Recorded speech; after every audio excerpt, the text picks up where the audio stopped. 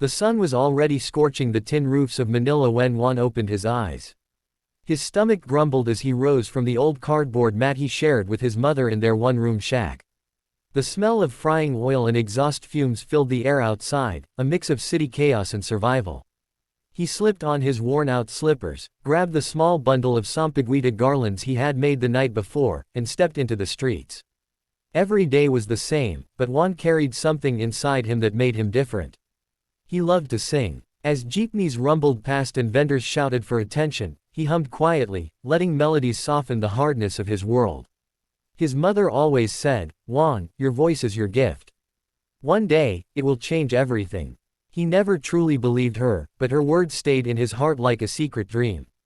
That afternoon, as the golden light of sunset hit the crowded streets, Juan stood at a traffic stop, trying to sell his garlands to passing drivers.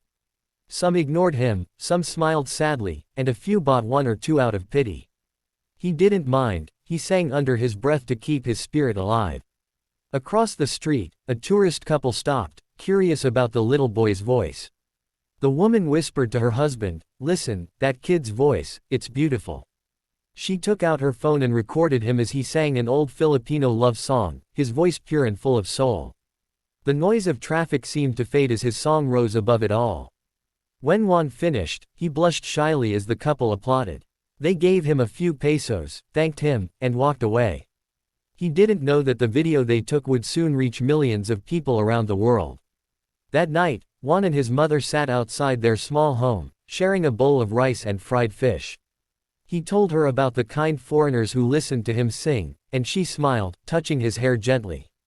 "See, I told you, Anik, your voice will take you places," she said softly. He laughed, not realizing how true those words would soon become. Meanwhile, somewhere across the ocean, that same video was uploaded to the internet with the title, "The Boy from Manila Who Sings Like an Angel." Within hours, it began to spread. By the next morning, thousands of people had shared the clip. Viewers from America, Europe, and Asia filled the comments with words of awe and tears. "This boy deserves the world," one wrote. "Someone get him on a talent show." Another said. The video hit 1 million views in 2 days. Juan had no idea. He was back on the streets, singing the same songs, completely unaware that the world had just discovered him. Reporters began to visit his neighborhood, asking about the boy with the golden voice. The neighbors pointed to the small shack where Juan lived, proud but protective. When a local TV crew finally found him, they asked him to sing on camera. He hesitated but sang anyway, his voice trembling at first, then growing stronger, richer, full of emotion. The clip aired on national news that night, and suddenly, Juan's life began to shift. A week later, an email arrived at a local community center addressed to Juan and his mother. It was from a talent scout working with America's Got Talent. The message was short but unbelievable: "We saw Juan's video. We would love for him to audition for AGT this season."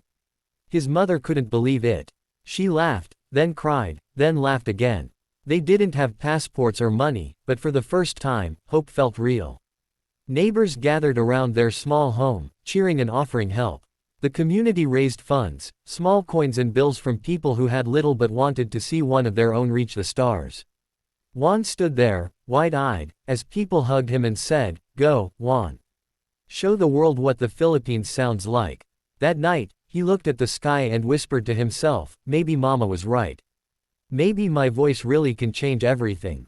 The day of departure came sooner than Juan could believe. The people of his neighborhood gathered at the airport, cheering as if he were already a hero. He had never been to such a place before: bright floors, cold air, and people rushing in every direction. His mother held his hand tightly, afraid he might get lost in the sea of travelers. Their tickets had been donated by kind strangers online, and even the airline staff seemed moved by the boy's story. When the plane finally took off, Juan pressed his face to the window, staring at the clouds. He had never seen the sky like this, endless and peaceful. His mother wiped a tear and whispered, "You're flying now, Anik.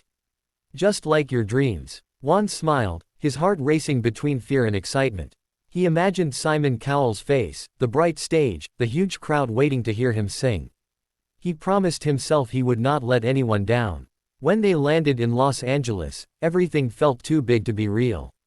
The cars were massive, the buildings reached the clouds, and the air smelled different, new and full of possibility.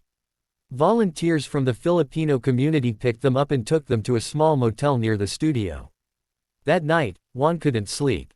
He lay awake listening to the sound of cars outside, imagining the next day. He pictured the lights, the judges, the audience. He had only ever sung to passing drivers or curious neighbors, never to thousands of people.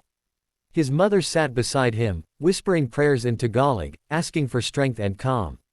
She told him, "Just sing from your heart. That's enough." The next morning, they arrived at the America's Got Talent studio. The waiting area was filled with dancers, magicians, and singers warming up their voices. Juan clutched his small backpack and looked around nervously. Everyone seemed so prepared, dressed in fancy clothes, holding instruments or costumes.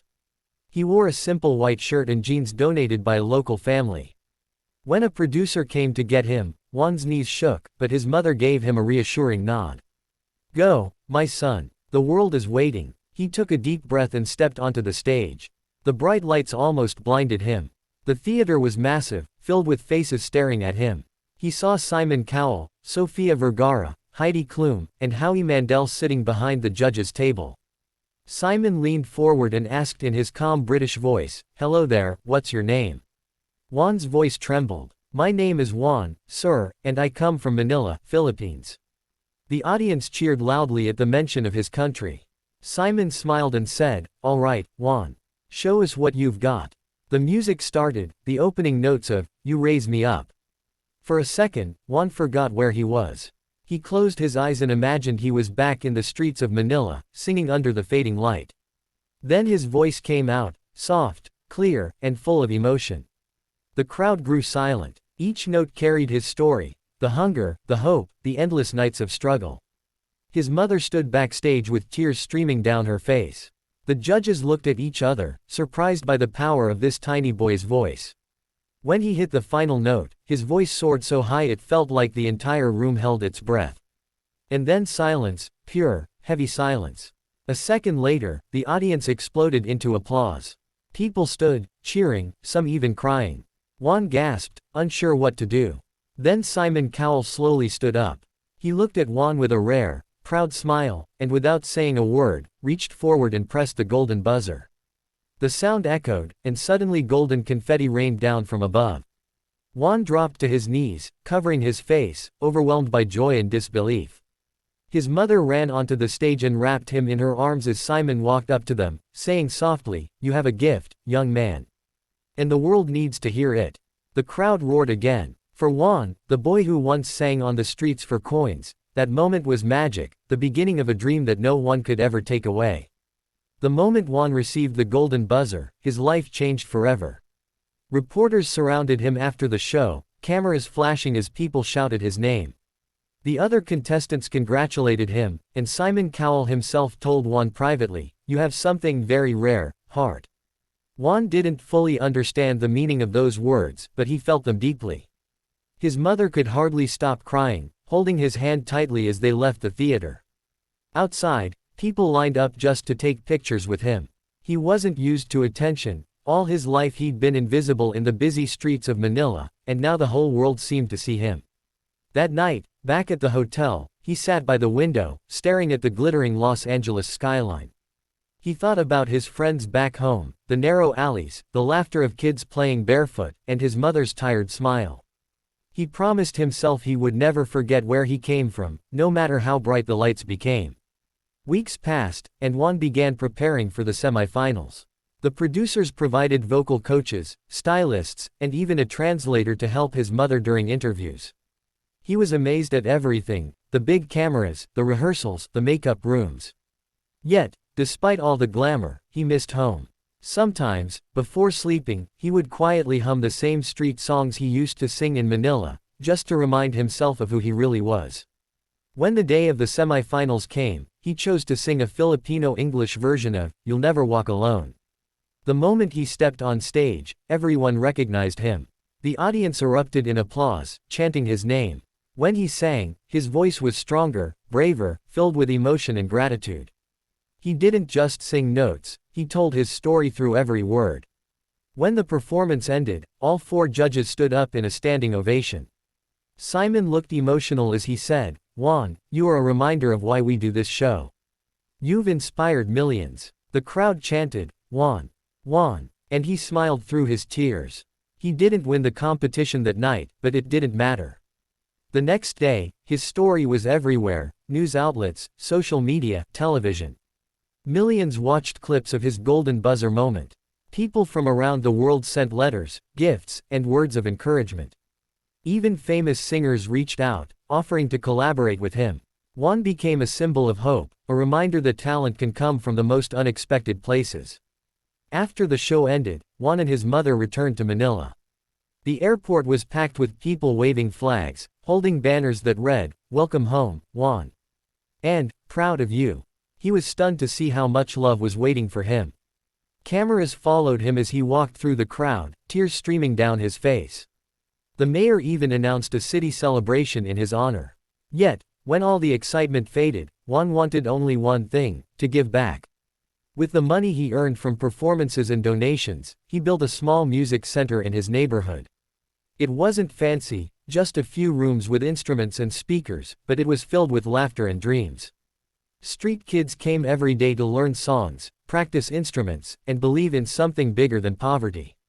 Juan taught them that singing wasn't just about fame or applause, it was about expressing your soul, about believing that your voice mattered. He often told them, "I sang for coins once, but I never sang for money. I sang for hope." His story continued to inspire millions online. Years later, when he performed again on the AGT stage as a guest star, Simon Cowell introduced him proudly. "From the streets of Manila to the heart of America, this is Juan, the boy who reminded us all what true talent looks like." The audience gave him another standing ovation. Juan sang the same song that had changed his life, "You Raise Me Up," but this time his voice carried something even greater: wisdom, gratitude, and love. When the final note ended, he looked toward the sky, thinking of where it all began, and whispered softly, "Thank you."